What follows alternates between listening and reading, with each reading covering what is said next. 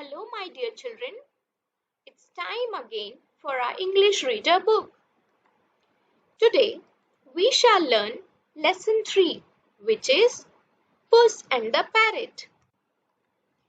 Let us listen. The story about a cat named Puss and a parrot.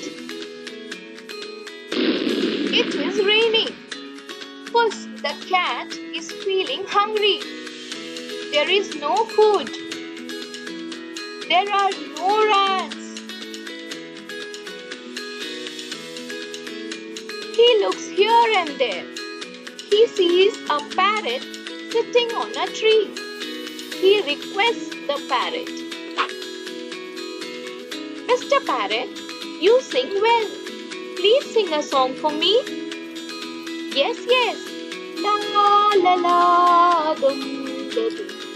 La la la dum da dum." "I cannot hear you, Mr. Parrot. Please come near me." "No, no, Mr. Puss. You may eat me." "No, my dear. I am an old cat. I have no teeth. I cannot eat you." "Then here I come.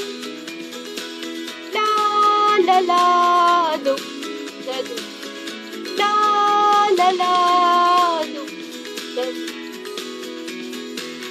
Puss jumps on the parrot and holds him in his paws.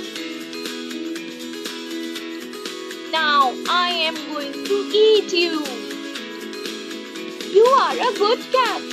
If you want to eat me, you must first wash your hands and face. That is what all good cats do.